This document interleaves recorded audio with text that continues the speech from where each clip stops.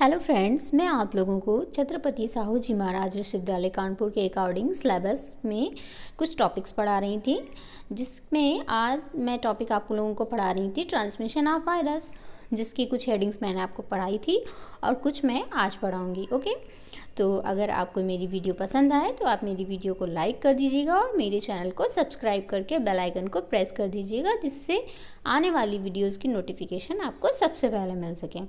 Okay, thank you. अब हम start करते हैं अपनी वीडियो, जिसका टॉपिक है ट्रांसमिशन ऑफ वायरस। ओके, तो ट्रांसमिशन ऑफ वायरस में आज हम पढ़ेंगे ट्रांसमिशन थ्रू अल्टरनेट होस्ट। ठीक है, अल्टरनेट होस्ट मतलब एकांतर परपोषी या वैकल्पिक होस्ट। ठीक है, तो इसमें क्या होता है, एक परपोषी से दूसरे परपोषी में वायरस का ट्रांसमिशन होता है। इसे कहते हैं हम ट्रांसमिशन थ्रू अल्टरनेट होस्ट। जैसे कि भिंडी का पीली नाड़ी रोग जो डिजीज़ है, वो भी किससे होता है, वैकल्पिक होस्ट के थ्रू होता है। अगला हम पढ़ेंगे transmission through soil and seeds. ठीक है, तो सॉइल एंड सीड्स का इसका एक एग्जाम्पल हम पहले पढ़ चुके हैं, जो कि हमने आप जब डिजीज़ पढ़ी थी तो उसमें हमने पढ़ा था टोबैको मोज़ेक वायरस। तो टोबैको मोज़ेक वायरस में हमने आपको बताया था कि ये तंबाकू के पत्ती में होता है, तंबाकू के पौधे में होता है। ओके, तो इसमें क्या होता है कि जब पौधे कट जाते हैं उसके बाद भी इसकी मिट्टी में और इसके सीड्स में वायरस जीवित रहते हैं, और उसके बाद जब फिर से नई फसल बोई जाती है तो ये वायरस उसमें पहुंच जाते हैं और उन पौधों को इन्फेक्टेड कर देते हैं। ओके, तो ये हो गया transmission through soil and seed, यानी मिट्टी के थ्रू पहुंच गए।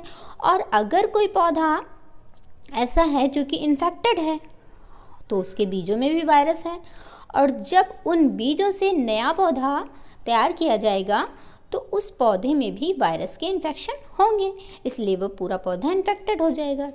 तो ये हो गया ट्रांसमिशन थ्रू सीड्स। ओके, अब हम पढ़ेंगे ट्रांसमिशन थ्रू वेजिटेटिव प्रोपेगल्स। वेजिटेटिव प्रोपेगल्स जैसे कि कुछ ट्यूबर्स, कंद आदि के द्वारा भी ट्रांसमिशन होता है।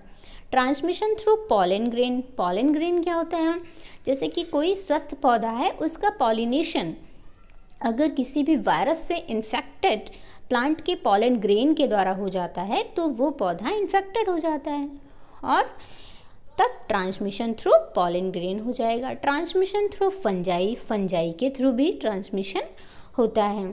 ठीक है, मतलब फंजाई के द्वारा भी एक जगह से दूसरी जगह में ट्रांसमिशन वायरस का हो जाता है। तो ये हो गया ट्रांसमिशन थ्रू फंजाई।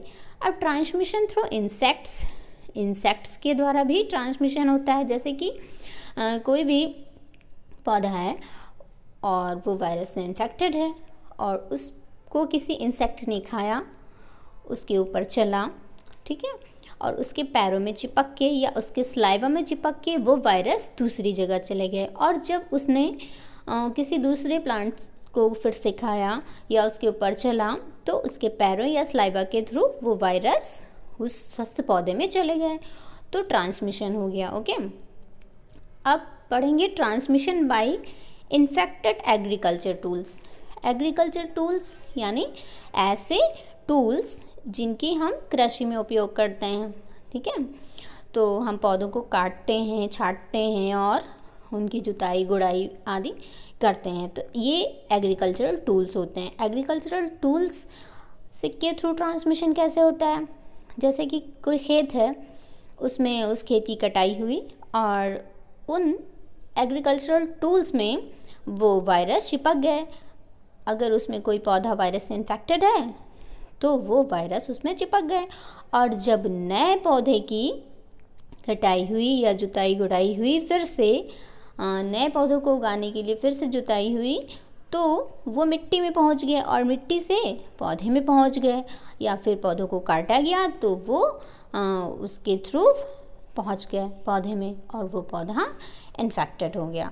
ओके, तो ये हो गया ट्रांसमिशन। तो यहाँ पे ट्रांसमिशन कंप्लीट होता है। अगर आपको इससे रिलेटेड कोई भी क्वेश्चन करने हैं तो आप कमेंट बॉक्स में कमेंट करके पूछ सकते हैं। ओके, अब हम स्टार्ट करेंगे अपना नया टॉपिक, जो कि है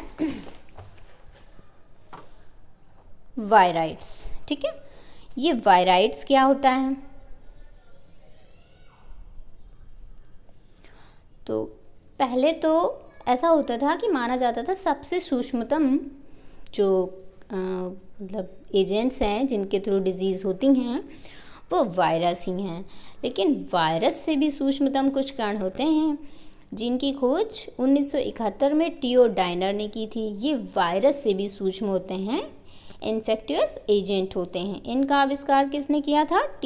इनका आविष्कार और इन रोगाणुओं को इन्होंने वायराइड्स कहा। ठीक है, टीओ डाइनर ने इनका आविष्कार किया और इन रोगाणुओं को क्या कहा? वायराइड्स। प्रथम वायराइड्स की खोज तब हुई जब आलू के स्पैंडल ट्यूबर डिजीज़ का अध्ययन किया गया।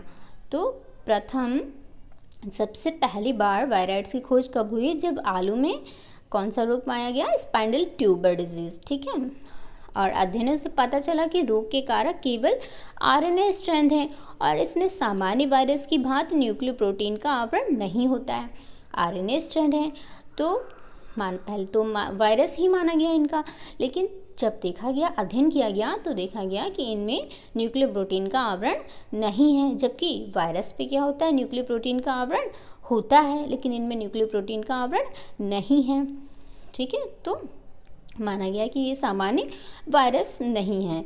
और इस आरएनए का मॉलिक्यूलर वेट जो था वो भी सामान्य वायरस की तुलना में बहुत कम था। इस आविष्कार के बाद अनेक रोग जैसे सिट्रस, एक्सोकार्टिस, काइजेंथियम, स्टर्न आदि अनेक रोगों के जो कारक हैं वो वायराइड्स पाए गए। ठीक है, तो ये हो गए वायराइड्स। इस पर अधिकतर शॉर्ट नोट्स आते हैं। ठीक है, आप अब अगला टॉपिक है प्रायोन्स। प्रायोन्स क्या होते हैं?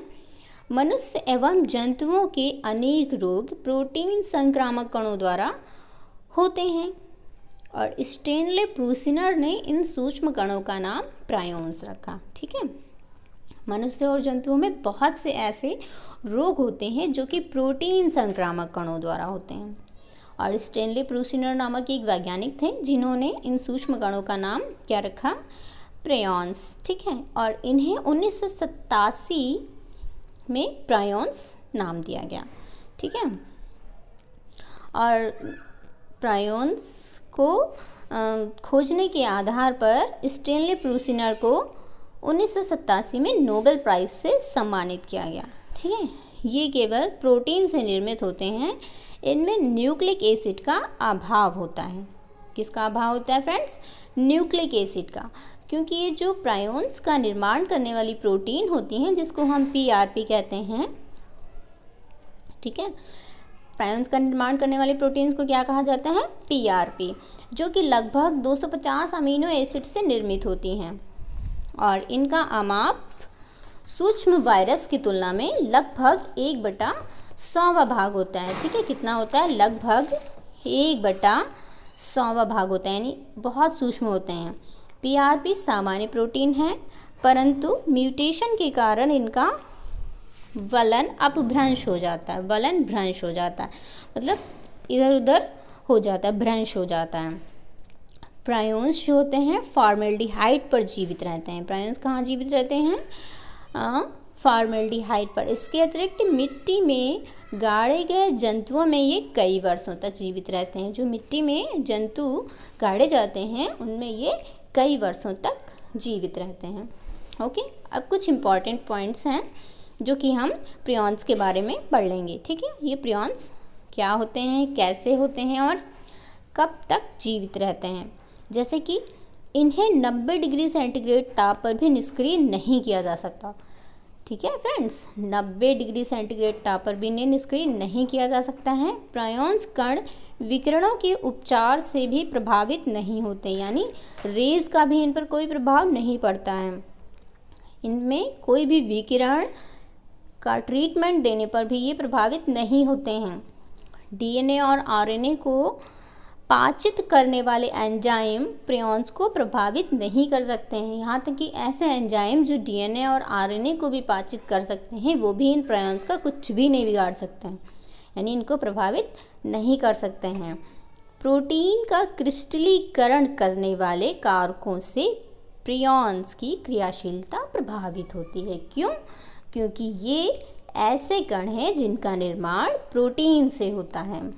ठीक है। इसलिए प्रोटीन का जो क्रिस्टलीकरण करने वाले कारक होते हैं उनसे प्रियॉन्स की क्रियाशीलता प्रभावित होती है। अब कुछ इम्पॉर्टेंट है जो कि प्रियॉन्स के बारे में है, जैसे नोट में पढ़ लेते हैं।